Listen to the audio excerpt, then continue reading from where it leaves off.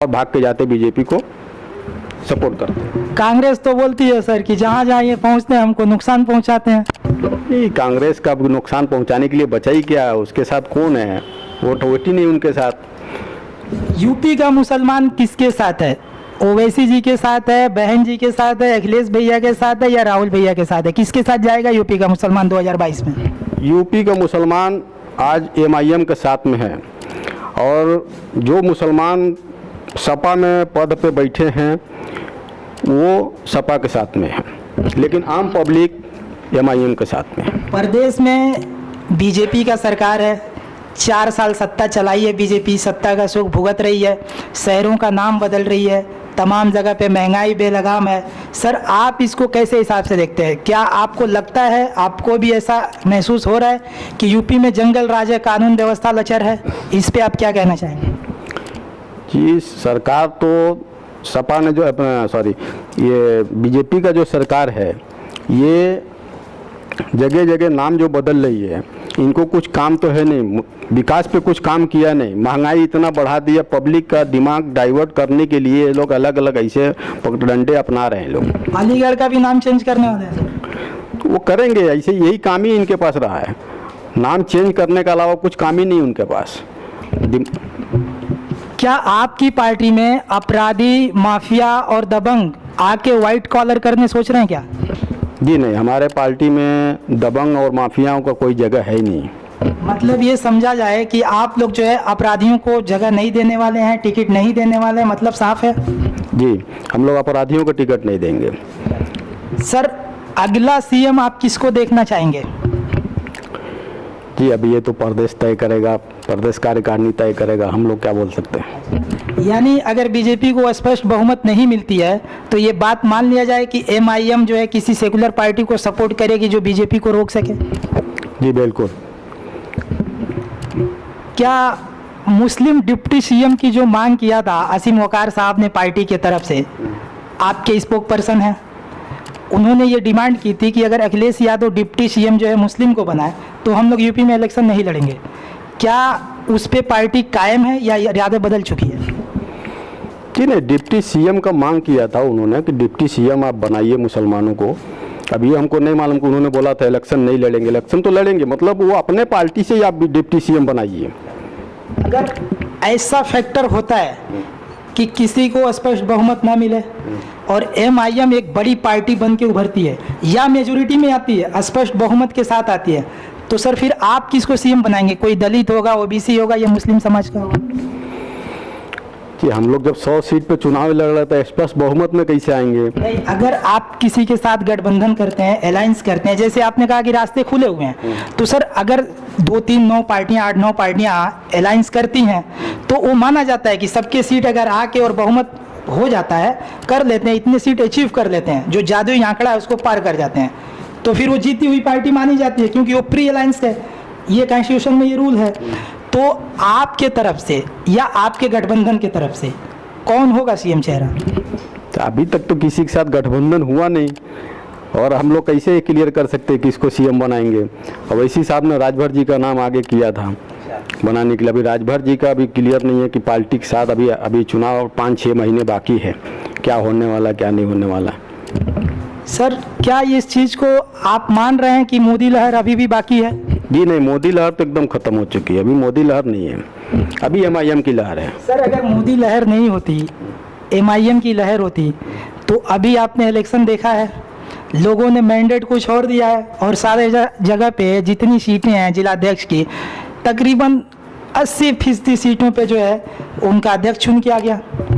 जी अब वो अध्यक्ष चुन के इसके लिए आ गया कि आपको ये भी मालूम है जिला पंचायत में सबसे ज़्यादा अगर कैंडिडेट जीता था तो सपा का जीता था और सपा वाले ने बीजेपी को सपोर्ट किया, हर जगह सपोर्ट किया है और उसके वजह से इनके जिला पंचायत बीजेपी को सपोर्ट किया, इसके लिए सरकार बना इनका। मतलब जो ओवैसी साहब कहते हैं कि इनकी जो मिली भगत है, नूरा कुश्ती चालू है, वो मानते हैं आप?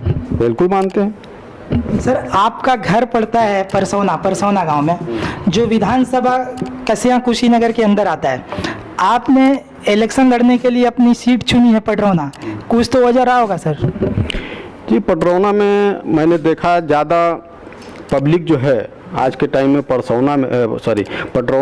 पटरौना विधानसभा में ज़्यादा परेशान है।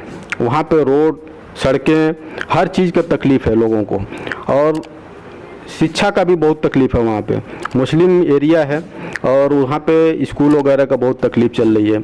सरकार ने उस हिसाब से काम नहीं किया जिस हिसाब से होना चाहिए।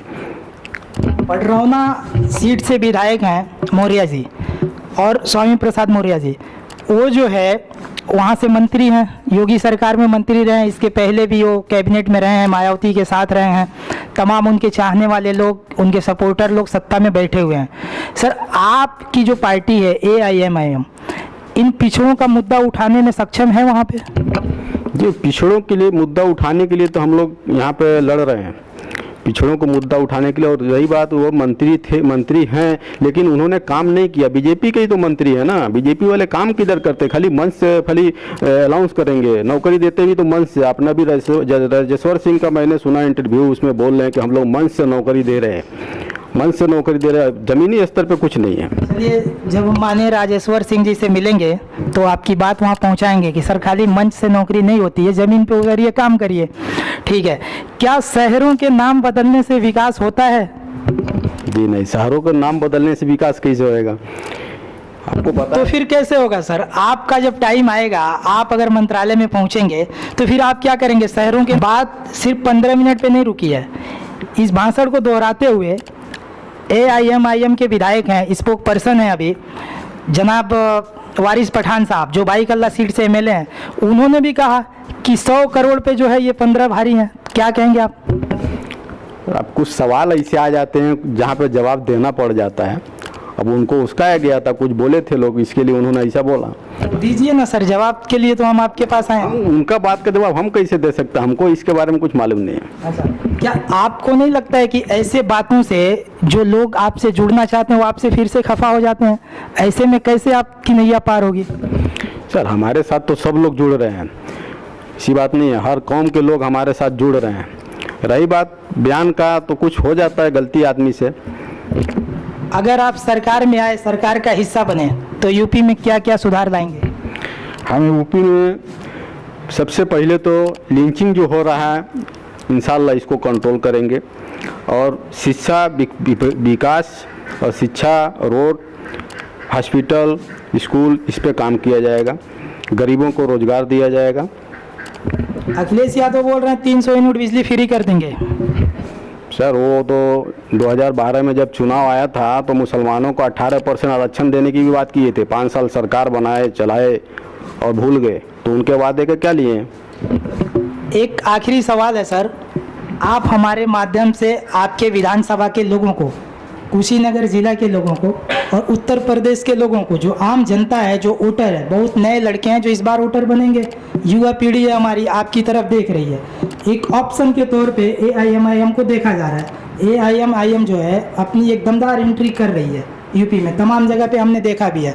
तो सर, इन लोगों को, जो जनता है, युवा पीढ़ी है, जो पढ़े लिखे बेरोजगार नौजवान है, क्योंकि सर रोजगार की व्यवस्था आप देख ही रहे हैं, यहाँ पे जो सिस्टम है आप देख ही रहे हैं, कितनी किसकी भागीदारी है देख रहे हैं। वैसी साफ साफ कहते हैं जिसकी जितनी ज़्यादा हिस्सेदारी उसकी उतनी ज़्यादा भागीदारी। तो इनको क्या मैसेज आप देना चाहेंगे, क्या पैगाम देना चाहेंगे कि वोट किस पे करेंगे आप लोग? हम सबको यही बोलना चाहेंगे, अवैसी साहब एक अच्छे नेता हैं और आप सबके लिए, जितने मुस्लिम बिरादरी है, दलित बिरादरी है, आदिवासी हैं, सबके लिए एक मसीहा बन के आए हैं। और सब लोग सपोर्ट करें, अवैसी साहब को मजबूत करें, और सरकार में आने के बाद इंशाअल्लाह सबका विकास का काम किया जाएगा सबके लिए। जी, बहुत बहुत धन्यवाद। ये थे AIMIM के कुशीनगर जिला अध्यक्ष जनाब जावेद खान साहब। इनसे मिले, इनकी बात रखे, हमारे माध्यम से इनकी बात को पहुंचाया जाएगा सोशल मीडिया पे, और देखते हैं जनता का क्या रिएक्शन आता है। सर, इन्हीं बातों के साथ आपसे विदा लेते हैं। जय हिंद।